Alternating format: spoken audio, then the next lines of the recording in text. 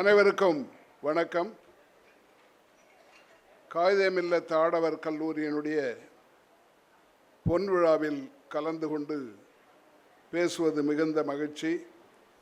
இந்த விழாவுக்கு தலைமையேற்றிருக்கின்ற சென்னை பல்கலைக்கழகத்தின் முன்னாள் துணைவேந்தர் முனைவர் சாதிக் அவர்களே, ஏற்கனவே உரையாற்றியிருக்கின்ற திராவிட கழகத் தலைவர் திரு வீரமணி அவர்களே, முன்னிலை வைக்கின்ற பேராயர் தேவசகாயம் அவர்களே, எனக்கு முன்னாலே மிகச்சிறப்பாக காகிதமில்லத்தவர்களை பற்றி உரையாற்றி அமர்ந்திருக்கின்ற மறுமலர்ச்சி திராவிட முன்னேற்ற கழகத்தின் பொதுச் செயலாளர் புரட்சி புயல் வைகோ அவர்களே, இந்த தொகுப்புரை வழங்கிய இந்த கல்லூரியின் செயலாளர் மற்றும் தாளாளர் மதிப்பிற்குரிய தாவூத் மியாகான் அவர்களே, இந்த பேசி அமர்ந்திருக்கின்ற திரு ராமகிருஷ்ணன் அவர்களே, முதல் வரவேற்புரையாற்றர் அம்துல் அவர்களே, இந்த விழாவில் கலந்து கொண்டிருக்கின்ற ஜமாத்துல் உலாமாவுடைய சபையின் தலைவர் மௌலானா ஹாஜி முஹைதீன் பாக்கவி அவர்களே, நன்றி உரை கூறியிருக்கின்ற முகமது இஸ்மாயில் அவர்களே, இந்த அறக்கட்டளையின் தலைவர் திரு முகமது அலி அவர்களே, இணைச் செயலாளர் சாஹூத் அமன் அவர்களே, பொருளாளர் முஸ்டக் அகதம் அவர்களே, வருகை தந்துள்ள சிறப்பு அழைப்பாளர்களே, பேராசிரியர் பெருமக்களே, மாணவ செல்வங்களே, அனைவருக்கும் வணக்கம். வைகோ பேசிய பிறகு பேசுவது சாதாரண விஷயம் அல்ல. அவர் நாடறிந்த பேச்சாளர். அது மட்டுமல்ல, தமிழ்நாட்டிலே இருந்து அதிக காலம் நாடாளுமன்றத்திலே பணியாற்றிய 30 ஆண்டு காலம் ராஜ்யசபாவிலும் லோக்சபாவிலும் பணியாற்றி மக்கள் பணியிலேயே தன்னை அர்ப்பணித்து கொண்டிருப்பவர். யாருக்கும் இல்லாத வாய்ப்பு எனக்கு கிடைத்தது. மறைந்த கண்ணியத்துக்குரிய காகிதமில்லத் அவர்களோடு நாடாளுமன்றத்திலே ஒரு 6 ஆண்டு காலம் பணியாற்றுகின்ற வாய்ப்பு எனக்கு கிடைத்தது லோக்சபாவிலே. வைகோ அவர்கள் சொன்னார், அவர் கேரளாவில் இருக்கின்ற மஞ்சேரி தொகுதியிலிருந்து தேர்ந்தெடுக்கப்பட்டார் என்று. அது ஒரு வேர்ல்ட் ரெக்கார்டு என்று தான் சொல்ல வேண்டும், உலக சாதனை. அவர் 3 முறை மஞ்சேரியில் இருந்து தேர்ந்தெடுக்கப்பட்டார். 3 முறையும் பிரச்சாரத்துக்கு போனதே கிடையாது. நாமினேஷன் போடுவதற்கு போவார், தேர்தல் முடிந்த பிறகு இந்த எம்பி சர்டிஃபிகேட் வாங்குவதற்காக போவார். இப்படித்தான் 3 முறையும் நடந்தது. டெபாசிட் கூட அவர் கட்டுவதில்லை, அவர்களே கட்டிவிடுவார். இந்த தமிழ்நாட்டிலே பிறந்து வளர்ந்து திருநெல்வேலிக்காரருக்கு மஞ்சேரியிலே எவ்வளவு பெற்ற செல்வாக்கு இருந்தது என்பது மட்டுமல்ல, அப்படி ஒரு தலைவர் இந்த நாட்டிலே வாழ்ந்ததே இல்லை. அவருடைய பெயராலே இந்த கல்லூரி துவக்கப்பட்டு இன்றைக்கு 50 ஆண்டுகளை முடித்திருப்பது மிகுந்த மகிழ்ச்சி. நான் பேசுவதற்கு முன்னாலே ஒன்றை சொல்ல விரும்புகிறேன். அடுத்த ஆண்டிலே இருந்து the best outgoing student in bachelor degree and the best outgoing student master degree will be a gold medal on behalf of VIT. VIT பெயராலே முதல் மாணவன் அல்லது மாணவிக்கு பேச்சுலர் டிகிரியிலையும் மாஸ்டர் டிகிரியிலையும் தங்கப்பதக்கம் ஆண்டுதோறும் வழங்கப்படும் என்பதை நான் தெரிவித்துக் கொள்கிறேன். இந்த கல்லூரி மிகப்பெரிய அளவிலே வளர வேண்டும் என்று நான் விரும்புகின்றேன். அவருடைய பேரன் அவர்கள் இந்த கல்லூரி நடத்துவது மிகுந்த மகிழ்ச்சியாக இருக்கிறது. காரணம், கல்லூரி நடத்தி பல்கலைக்கழகம் நடத்தி இந்த நாட்டிலே இருக்கிற மாணவர்களுக்கு நாம் உயர்கல்வியை கொடுத்து விட்டோமானால் நாடு தானாக முன்னேறும். அதுக்கு யாரும் எதுவுமே செய்ய வேண்டியதில்லை. அதை கொடுப்பதற்கு அரசுகள் தயாராக இருக்க வேண்டும். அதுதான் என்னுடைய வேண்டுகோள். இந்த நேரத்தில் நிறைய நம்முடைய காகிதமில்லத்தவளை பற்றி வைகோ பேசினாலும் அதை நான் குறைத்து கொண்டு கல்வியினுடைய முக்கியத்துவம், அதில் நாம் என்ன செய்ய வேண்டும் என்பதை மட்டும் உங்களுக்கு கொஞ்ச நேரம் பேச விரும்புகிறேன். உலகத்தினுடைய நாடுகளிலே உயர்கல்வியிலே பின்தங்கிய நாடு நம்முடைய நாடு. ஆங்கிலத்தில் GER என்று சொல்வார், கிராஸ் என்ரோல்மெண்ட் ரேஷியோ. 18 வயதிலே இருந்து 23 வயது வரை இருப்பவர்களுக்கு எவ்வளவு பேருக்கு உயர்கல்வி கிடைக்கிறது என்பதை வைத்துத்தான் இந்த GER கணக்கு போடப்படும். அது இந்த நாட்டிலே 28% தான். வளர்ந்த நாடுகள் அத்தனையிலேயும் 60லிருந்து 100% இருக்கிறது. நமக்கு சமமாக மக்கள் தொகையில் இருக்கிற நாடு சீன நாடு ஒன்று தான். நாம் இப்போ அவங்கள கூட ஓவர்டேக் பண்ணிட்டோம். அவங்களோட 2 கோடி நமக்கு கூட வந்தாச்சு. அவர்கள் நம்மோடு இருந்தவர்கள் ஒரு காலத்தில் நமக்கு சமமாக 1990 நாமும் அவர்களும் ஒரே மாதிரி தான் இருந்தோம். இன்ஃபேக்ட் நாம் $50 நமக்கு கூட. உங்களுக்கு தெரியும், ஒவ்வொரு மனிதனுக்கும் பெர் கேபிட்டா இன்கம் என்று நாட்டை பற்றி சொல்லும் பொழுது ஒன்று ஜிடிபி என்று சொல்வார்கள், மொத்த உற்பத்தி. இன்னொன்று பெர் கேபிட்டா இன்கம், தனிநபர் வருமானம். அவர்கள் தனிநபர் வருமானத்தில் 1990 நம்மை விட $50 சீனா குறைவாக இருந்தது. இன்றைக்கு அவர்கள் எவ்வளவு வளர்ந்திருக்கிறார்கள், நாம் எவ்வளவு வளர்ந்திருக்கோம் என்பதை மாணவர்கள் அறிந்து கொள்ள வேண்டும். காரணம், நீங்கள் தான் எதிர்காலத்தை நிர்ணயிக்கப் போகிறீர்கள். அன்றைக்கு நம்மை விட $50 குறைவாக இருந்த சீனர்கள் இன்றைக்கு மொத்த உற்பத்தியில் $20 ட்ரில்லியன் போய்விட்டார். உங்களுக்கு தெரியும், மில்லியன், பில்லியன், ட்ரில்லியன் 1000 மடங்கு. நாம் இப்பொழுதுதான் 4 ட்ரில்லியனுக்கு வந்திருக்கிறோம். இது வளர்ச்சி தான், இல்லை என்று நான் சொல்லவில்லை. அது நம்முடைய தலைவர்கள் எல்லாம் நாம் இன்னும் வளர்வோம், இந்த ஆண்டு நாம் ஜப்பானை பின்னுக்கு தள்ளிவிட்டு 4வது இடத்துக்கு வந்து விட்டோம் என்று சொல்லுகிறார்கள். மகிழ்ச்சி தான். ஏன்னா நாம் ரொம்ப பின்னால் இருந்து இந்த ஆண்டு கொஞ்சம் ஒரு சிறிய வித்தியாசத்தில் டோட்டல் ஜிடிபியில் 4வது இடத்துக்கு வந்துவிட்டோம். போன வருஷம் 5வது இடத்துல இருந்தோம். நமக்கு மேலே 4 நாடுகள் தான். ஒன்று முதல்ல இருப்பது அமெரிக்கா, 2வது இடத்துல சீனா, 3வது இடத்துல ஜெர்மனி, 4வது இடத்துல ஜப்பானை தள்ளி நாம் வந்துவிட்டோம். அவர்கள் 5வது இடத்துக்கு போய்விட்டார். இந்த $4 ட்ரில்லியன். ஆனால் ஜப்பானுக்கு நமக்கும் மிகப்பெரிய வேறுபாடு தனிநபர் வருமானத்தில். பெர் கேபிட்டா இன்கம் நமக்கு $2,900, அவர்களுக்கு $36,000. நம்மை போல 12 மடங்கு அவர்களுக்கு பெர் கேபிட்டா இன்கம் அதிகம். அதற்கு காரணம், அவர்கள் கல்விக்கு முக்கியத்துவம் கொடுக்கிறார்கள், உயர்கல்விக்கு முக்கியத்துவம் கொடுக்கிறார்கள். அந்த காலத்திலேயே சொல்லிவிட்டு போனார்கள், கற்கை நன்றே கற்கை நன்றே பிச்சை புகினும் கற்கை நன்றே. அது என்று சொன்னதற்கு காரணம், கல்வி இருந்தால்தான் மேலே வர முடியும். அது ஏழைகளை பார்த்து சொன்னது. பாரதியார் கொஞ்சம் வசதியானவர்களை பார்த்து சொன்னார். வழக்கமாக நம்ம ஊரில் கொஞ்சம் பணம் அதிகம் இருக்கிறவங்க கோயிலுக்கு கொஞ்சம் பணம் கொடுப்பாங்க, அல்லது சத்திரம் கட்டுறதுக்கு கொடுப்பாங்க. அதனால்தான் பாரதியார் அன்ன சத்திரம் 1000 வைத்தல், ஆலயம் 10,000 நாட்டல், அங்கு யாவினும் புண்ணியம் கோடி, ஆங்கோர் ஏழைக்கு எழுத்தறிவித்தல் என்று சொன்னார். நான் அதை நினைவுபடுத்த விரும்புகிறேன் தமிழ்நாட்டு மக்களுக்கு. நாம் உயர்கல்வியிலே மிகவும் முன்னேற வேண்டும். இருக்கிற மாநிலங்களில் நாம் முதலிடத்தில் இருக்கிறோம். இந்தியா 29% என்று சொன்னாலும் நாம் கிட்டத்தட்ட 47% நமக்கு. கேரளா 41. தொடக்க கல்வியிலே அவர்கள் முதலிடம், நாம் 2வது இடம். உயர்கல்வியிலே நாம் முதலிடம், கேரளா 2வது இடம். நான் இதை குறிப்பிடுவதற்கு காரணம், எந்தெந்த நாடுகள் கல்வியிலே உயர்ந்திருக்கின்றனவோ அவர்களெல்லாம் பொருளாதாரத்திலும் வளர்ந்து விட்டார், உயர்ந்து விட்டார். அதை நாம் செய்ய வேண்டும். இதுவரை நாம் அதை செய்யவில்லை. கடிப்பே இல்லை என்று நான் சொல்லவில்லை, ஆனால் கொஞ்சம் அதற்காக செலவு செய்கிறோம். வழக்கமாக ஒரு நாடு தன்னுடைய மொத்த வருவாயிலே 6% கல்விக்கு செலவழிக்க வேண்டும். 6% of the GDP should be spent on education. இப்பொழுது புதிய கல்விக் கொள்கையிலே சொல்லப்பட்டிருக்கிறது. 50-60 ஆண்டுகளுக்கு முன்னாலேயே சொன்னார். ஆனால் நாம் எப்பொழுதுமே 3% அளவுக்குத்தான் செலவழிக்கிறோம். கல்விக்கு செலவழிப்பதில் 75% மாநிலங்கள் செலவழிக்கின்றன, மிச்சம் இருப்பதைத்தான் மத்திய அரசு செலவழிக்கிறது. ஒரு காலத்தில் கல்வி மாநில பட்டியலில் இருந்தது. அது எமர்ஜென்சியின் போது 1975 தான் பொது பட்டியலுக்கு மாற்றப்பட்டது. மாணவர்களுக்கு தெரிந்திருக்க வேண்டும், அதிகாரத்தை 3 விதமாக பிரிப்பார்கள் அரசியல் சட்டத்தில். Union list, state list, concurrent list என்று 3ஆக இருக்கும். மத்திய அரசு அதிகாரம், மாநில அரசு அதிகாரம், பொது பட்டியல், பொதுவான அதிகாரம். அப்படி மாநில பட்டியலில் இருந்த கல்வியை பொது பட்டியலுக்கு கொண்டு வந்தபோது நான் அப்பொழுது ஆதரித்து ஓட்டு போட்டவன். நான் அப்பொழுது நினைத்தது, நாம் மாநிலங்களுக்கு அவ்வளவு வசதி இல்லை, குறைவாகத்தான் செலவழிக்கிறார்கள். மத்திய அரசும் செலவழிக்க ஆரம்பித்தால் மாணவர்களுக்கு நல்லது, உயர்கல்விக்கு நல்லது நினைத்தோம்.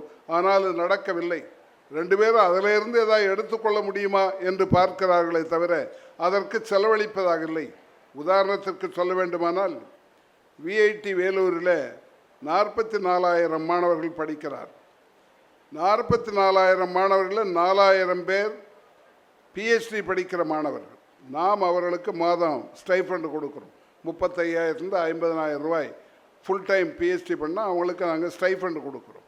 மிச்சம் இருக்கிற 40,000 மாணவர்கள் பேச்சுலர் மாஸ்டர் டிகிரி செய்பவர்கள்.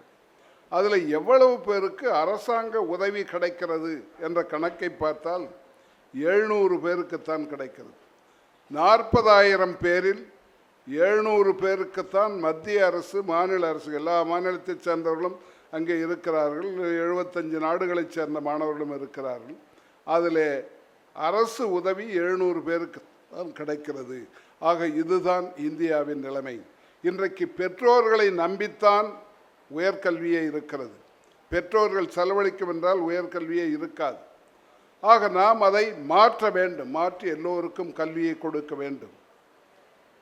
2011 கணக்கின்படி இந்த உயர்கல்வி பெற தகுதி பெற்றவர்கள் 14 கோடி பேர். அந்த 14 கோடி பேரில் 3.5 கோடி பேருக்குத்தான் உயர்கல்வி கிடைக்கிறது. இப்பொழுது அது வளர்ந்து 4.6 கோடியாக வந்திருக்கிறோம். ஆனால் அந்த பாப்புலேஷனும் வளர்ந்துருச்சு. இப்போ அதிலிருந்து பெரிதாக நாம் வளரவில்லை. 27-28% தான் இருக்கிறோம். இது மாற வேண்டும். கல்விக்கு செலவழிக்க வேண்டும். கல்வி, சுகாதாரம், இது ரெண்டுத்துக்கும் செலவழிப்பது தான் வெல்ஃபேர் ஸ்டேட் என்று பெயர். A welfare state should take care of education and health of the people. இது பண்ணாதான் அந்த நாடு முன்னேறும். நாம் உலகத்துக்கே வழிகாட்டியாக வருவோம், வளருவோம் என்று சொல்கிறால் தப்பில்லை, வளரலாம். ஆனால் கல்வி இல்லாமல் வளர முடியாது. அந்த கல்விக்கு முக்கியத்துவம் தருவதை நாம் செய்ய வேண்டும் என்று கேட்டுக்கொள்கிறேன். நீங்கள் மாநிலமாக இருந்தாலும் சரி, அரசாங்கமாக இருந்தாலும் சரி, யார் கல்விக்கு முக்கியத்துவம் தருகிறார்களோ அவெல்லாம் மேலே வந்து விடுகிறார்கள்.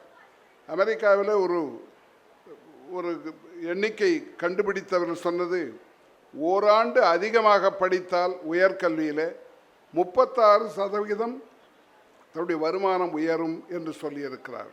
அப்படிப்பட்டதை நாம் மக்களுக்கு செய்ய வேண்டும். இன்றைக்கு மக்கள் பின்தங்கி இருக்கிறார். நாம் வளர்கிறோம், ஆனால் இந்த வளர்ச்சி எல்லோருக்கும் போய் சேரவில்லை. அது நீங்கள் தெரிந்து கொண்டிருக்க வேண்டும் அல்லது தெரிந்து கொள்ள வேண்டும். இந்த நாட்டில் ஏற்கனவே சமுதாய ஏற்றத்தாழ்வுகள் அதிகம். ஜாதியின் பெயராலே, மதத்தின் பெயராலே ஏற்றத்தாழ்வுகள் அதிகம்.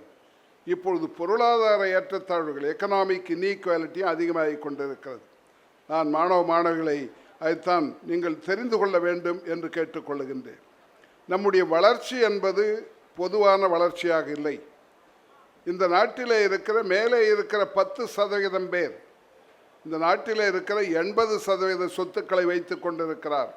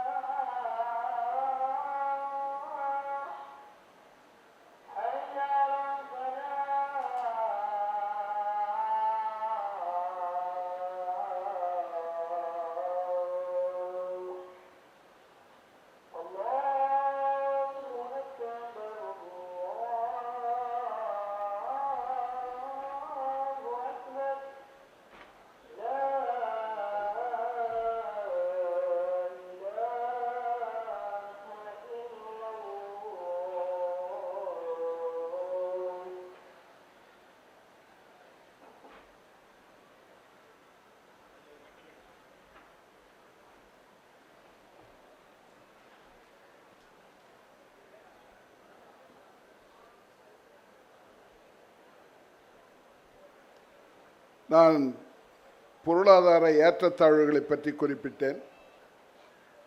நாடாளுமன்றத்திலோ சட்டமன்றத்திலோ இதை பற்றி விவாதம் நடப்பதாக தெரியவில்லை. பலவற்றை பற்றி பேசிக்கொண்டிருக்கிறோம். நீதிமன்றங்களிலே இதை பற்றி யாரும் பேசுவதில்லை. என்ன காரணம் என்று சொன்னால், பல பேருக்கு அப்படி இருப்பதே தெரியாமல் இருக்கிறது.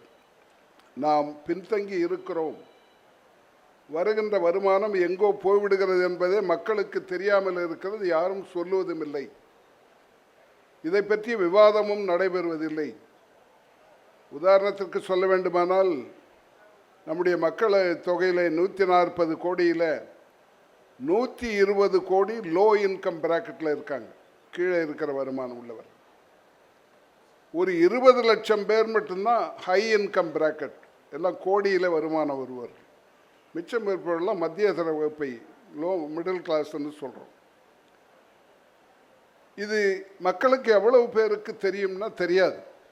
காரணம், நாம் பொருளாதாரத்துக்கு முக்கியத்துவம் தருவதில்லை. நாம் இந்த வேடிக்கை பார்க்குற மாதிரியே இருக்குது. நீங்கள் தினம் செய்தித்தாளை பார்த்தா தெரியும்.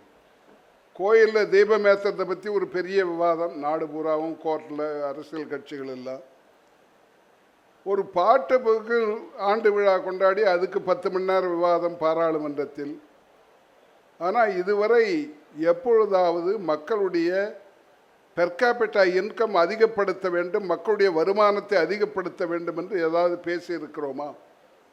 மக்களுக்கு இலவசம் கொடுக்கிறோம், நான் அது வேண்டாம் என்று சொல்லவில்லை. ஆனால் அது ஒரு நிரந்தர தீர்வு அல்ல. அதனாலே மக்கள் உயர்ந்து வர முடியாது. ஐரோப்பிய நாடுகளில் எங்கே இலவசம் கொடுக்குறாங்க? எப்படி வர வேண்டும் என்று சொன்னால், அரசாங்கத்திலிருந்து இலவசமாக வேட்டி கொடுக்கிறேன், சேலை கொடுக்கிறேன் என்று சொன்னால், வேட்டி சேலை வேண்டாம் நானே வாங்கி கொள்ளுகிறேன் என்று சொல்லுகிற அளவுக்கு மக்கள் வளர வேண்டும், பொருளாதாரம் வளர வேண்டும். அதை கல்வியால் தான் கொடுக்க முடியும். கல்வி அறிவையும் கொடுக்கும், இந்த நாட்டில் இருக்கிற கல்லாமையை விரட்டும், இல்லாமையை விரட்டும், மூட பழக்க வழக்கங்களையும் விரட்டிவிடும். அப்படிப்பட்ட கல்வியை கொடுப்பதற்கு நாம் நடவடிக்கை எடுக்க வேண்டும். நாம் முன்னணியிலே இருக்க வேண்டும். தமிழ்நாடு முதலிடத்தில் இருந்தாலும் தமிழ்நாட்டில் இப்பொழுது நீங்கள் பார்த்தீர்களானால் 40 லட்சம் பேர் உயர்கல்வி பெறுகிறார். மொத்தம் நம்முடைய மக்கள் தொகை 8 கோடி. 40 லட்சம் பேர் தான் என்று சொன்னால், இன்னும் 40 லட்சம் பேர் வெளியே நின்று கொண்டு இருக்கிறார். இன்னும் அவர்கள் கல்லூரிக்குள்ளோ பல்கலைக்கழகத்துக்குள்ளோ போக முடியவில்லை. ஆனாலும் மற்றவர்களை பார்க்கும்போது நாம் பரவாயில்லை. கேரளாவோ மற்ற தென் மாநிலங்களெல்லாம் கல்வியில் கொஞ்சம் முன்னேறி இருக்கின்றது. எல்லாமே 35-40% மேலே இருக்கிறார்கள். வட மாநிலங்கள், இந்தி பேசுகின்ற மாநிலங்கள், மக்கள் அதிகமாக வாழுகின்ற மாநிலங்கள் மிகவும் பின்தங்கி இருக்கின்றார். உதாரணத்திற்கு சொல்ல வேண்டுமானால், கல்வி வளர்ந்த காரணத்தினால்தான் தென் மாநிலங்கள் வட மாநிலங்களோட மேலே இருக்கின்றன. நான் 2 உதாரணத்தை மட்டும் மாணவர்களுக்கு சொல்ல விரும்புகிறேன், நீங்கள் தெரிந்து கொள்ள வேண்டும். கேரளாவுடைய மக்கள் தொகை 3.5 கோடி. அவர்களுடைய டோட்டல் ஜிடிபி 167 பில்லியன் டாலர். பீகாருடைய மக்கள் தொகை 13 கோடி. ஆனால் அவர்களுடைய ஜிடிபி 130 பில்லியன். என்ன காரணம் என்று சொன்னால், கேரளாவில் ஜிஆர் 41%, பீகாரிலே அது 16%. இன்னொரு உதாரணத்தை சொல்ல விரும்புகிறேன். தமிழ்நாட்டினுடைய மக்கள் தொகை 8 கோடி. யூபி நம்மை போல 3 மடங்கு அதிகம், 24 கோடி. நம்முடைய GDP 420 billion dollar. Uttar Pradesh 290 billion dollar. தனிநபர் வருமானம் என்று பார்த்தோமானால், தமிழ்நாட்டில் $5400, உத்தரப்பிரதேசத்தில் $1500. கேரளாவையும் பீகாரையும் ஒப்பிட்டு பார்த்தால், கேரளாவிலே $3800 தனிநபர் வருமானம், பீகாரில் வெறும் $810. இதுக்கு என்ன காரணம் என்றால், இந்த இருக்கிற குறுகிய வட்டத்துக்குள்ளேயே நாம் கொஞ்சம் மேலே உயர்கல்வி வந்துவிட்ட காரணத்தினால மேலே நாம் வந்து கொண்டிருக்கிறோம். அவர்களால் வர முடியவில்லை.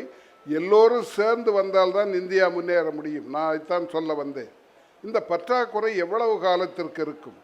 நம்மால் இதை மாற்ற முடியும், ஆனால் மாற்றவில்லை. அதுவும் நீங்கள் இந்த இதுவாக பரவாயில்லை, மெடிக்கல்லாம் போனீங்கன்னா என்ன ஆகும்? மருத்துவம் படிக்க வேண்டும் என்று விரும்பினால் ஏதோ அடுத்த உலகத்துக்கு போகிற மாதிரி இருக்குது. ஆண்டுதோறும் 22 லட்சம் பேர் நீட் தேர்வு எழுதுகிறார். இங்கே வந்திருக்கிற பல பேருக்கு தெரிஞ்சிருக்கும். ஒன்று நீங்களே எழுதியிருப்பீங்களோ, என்ன சொந்தக்காரர் எழுதியிருப்பாங்க. அந்த 22 லட்சம் பேரில் 12 லட்சம் பேர் கிளியர் செய்கிறார், பாஸ் ஆகி விடுகிறார் அந்த நீட்லேருந்து. ஆனால் கிடைக்கிற சீட்டுகள் 1.25 லட்சம் தான். மத்திய அரசு, மாநில அரசுகள், தனியார் எல்லாம் சேர்ந்து 1,28,000 சீட்டு தான் இருக்குது. அதை 12 லட்சம் பேருக்கு பிரித்து கொடுக்கணும். அதுக்கு பேர் தான் நீட்டு. இதுக்கு மத்திய அரசு, மாநில அரசுகள், high court, supreme court, medical council of India இப்படி எல்லாருமா சேர்ந்து தலையிட்டு எதுவுமே ஒழுங்காக பண்ணாமல் வருஷத்துக்கு 2000 சீட்டு வேக்கண்ட் ஆகி போகுது, சேர்றதில்லை. இது இந்த நாட்டை தவிர வேறு எங்கேயும் இருக்க முடியாது. இவ்வளவு மோசமான நிர்வாகம் ஏன் இருக்கிறது என்பதை பற்றி இதுவரை விவாதிக்கப்பட்டதே இல்லை. ஏன் ஆண்டுதோறும் 2000 3000 சீட்டு வேக்கண்ட்டாக இருக்குது? 22 லட்சம் பேர் படிக்க விரும்புகிறார்கள். நம்மக்கிட்ட இருக்குது 1,00,000 சீட்டு தான். ஏன் இதை ஒழுங்காக பண்ணலைன்னு சொல்லி யாரும் ஸ்டேட் கவர்மெண்ட்டோ சென்ட்ரல் கவர்மெண்ட்டோ இல்லை. நம்முடைய மாணவர்கள்லாம் அயல்நாட்டுக்கு போய் படிக்கிறார். 2 நாளைக்கு முன்னால் ஒரு டாக்டர் எனக்கு பிபி பார்க்க வந்தார். நான் அவரை கேட்டேன், எந்த காலேஜில் படிச்சிங்கன்னு கேட்டேன். அவர் சொன்னார், ஆர்மீனியாவில் படித்தேன்னார். அப்புறம் தான் தேடி பார்த்தா ஆர்மீனியா எங்கே இருக்குன்னு. அந்த காலத்தில் யூரோப்பில் இருந்தது, இப்போ தனி நாடாக இருக்குது, சோவியத் யூனியனோடு இருக்குது. அங்கே போய் எம்பிபிஎஸ் படித்து விட்டு வந்திருக்கிறார். சீனாவிலே போய் படிக்கிறார்கள், ரஷ்யாவிலே படிக்கிறார்கள், கசகஸ்தானிலே படிக்கிறார்கள், கிர்கிஸ்தானிலே படிக்கிறார்கள், பாகிஸ்தான், ஆப்கானிஸ்தான் தவிர எல்லா நாட்டிலையும் போய் படிச்சுட்ருக்காங்க மெடிசன். இதுதான் இந்த நாட்டினுடைய நிலைமை. ஆக கல்வியிலே நாம் மிகவும் பின்தங்கி இருக்கிறோம். இதை பற்றி கவலையும் படாமல் இருக்கிறோம். இது மாற வேண்டும். அதற்கு தமிழ்நாடு வழிகாட்டியாக இருக்க வேண்டும் என்று நான் விரும்புகிறேன். நாம் இன்னும் 40 லட்சம் பேர் தான் படிக்க வைக்கிறோம். இன்னும் 40 லட்சம் பேருக்கு மேலே வெளியே இருக்கிறார்கள். அவர்களையும் உள்ளே கொண்டு வருவதற்கு எல்லா ஏழைகளுக்கும், எல்லா நடுத்தர மாணவிகளுக்கும் கல்வி கிடைக்கும் என்பதை நாம் உறுதிப்படுத்த வேண்டும். இப்பொழுது எங்களுடைய மாவட்டத்தில் மட்டும் அதை நாங்கள் செய்து கொண்டிருக்கிறோம். பழைய வடார்காடு மாவட்டம் இப்போது 4ஆக பிரிக்கப்பட்டிருக்கிறது. வேலூர், திருவண்ணாமலை, திருப்பத்தூர், ராணிப்பேட்டை என்று இந்த 4 மாவட்டங்களை உள்ளடக்கிய ஒரு பழைய வடார்காடு மாவட்டத்துக்கு ஒரு அறக்கட்டளையை நிறுவி, அனைவருக்கும் உயர்கல்வி அறக்கட்டளை என்ற ஒன்றை நிறுவி, யாரும் 10ஆம் வகுப்போடு 12ஆம் வகுப்போடு நின்றுவிடக்கூடாது, எல்லா ஒரு டிகிரி அல்லது டிப்ளமோ படியுங்கள், நாங்கள் உதவி செய்கிறோம் என்று சொல்லி ஒரு பொது அறக்கட்டளை. நான் அதற்கு தலைவர். இதுவரை 10,500 பேருக்கு கொடுத்திருக்கிறோம். அதில் உதவி பெற்றவர்களில் 67% மாணவிகள். இங்கே மாணவிகளை பார்க்கும்போது எனக்கு மகிழ்ச்சியாக இருந்தது. மாணவிகள் இப்பொழுது பெண்கள் படிக்க ஆரம்பித்து விட்டார்கள். ஒரு காலத்தில் அப்பா அம்மா பையனை மட்டும் படிப்பாங்க, பொண்ணை படிக்க வைக்க மாட்டாங்க. அப்படியே படிக்க வச்சா 5ஆவது படிச்சு நிறுத்தி கல்யாணம் பண்ணி கொடுத்துருவாங்க. அந்த நிலைமை இப்பொழுது மாறிவிட்டது. அவர்களும் படிக்க வந்து விட்டார்கள். எண்ணிக்கையும் கூடிக்கொண்டே இருக்கிறது. நான் விஐடியில் பார்க்கிறேன்.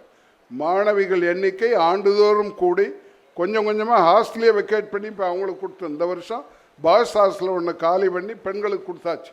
நான் சொன்னேன், இது சரியானதில்லை, அவர்களுக்கென்று தனியாக கட்டுவோம்னு. அப்படி இன்றைக்கு வளர்ந்து கொண்டிருக்கிறது. இதற்கு அடிப்படையாக இருப்பது அவர்களுக்கு உதவி தேவை. அதை தனியாரும் செய்ய முடியும். அதைத்தான் நாங்கள் நிரூபித்து கொண்டிருக்கிறோம். இந்தியாவிலே வேறு எங்கும் செய்யாத ஒன்று, ஒரு மாவட்டத்தில் இருக்கிற எல்லோருக்கும் உயர்கல்வியை, ஏழைகளுக்கு உயர்கல்வியை கொடுப்பதற்கு எங்கே இருந்து பணம் வருகிறது என்று சொன்னால், ஆண்டுதோறும் எங்களுடைய பேராசிரியர்களும் ஊழியர்களும் ஒரு நாள் சம்பளத்தை கொடுக்கிறார், 1 day சேலரி. அதுவே இந்த ஆண்டு எனக்கு 96 லட்சம் என்னுடைய பிறந்தநாள் என்னைக்கு கொடுக்குறாங்க, நான் அந்த ட்ரஸ்ட்டுக்கு கொடுத்துருவேன். வேலூரில் 96 லட்சம் கொடுத்தார்கள். சென்னை கேம்பஸில் 50 லட்சம் கொடுத்தார்கள். கொஞ்சம் வெளியே வசூல் செய்து அந்த பணத்தை கொடுத்து கொண்டிருக்கிறோம்.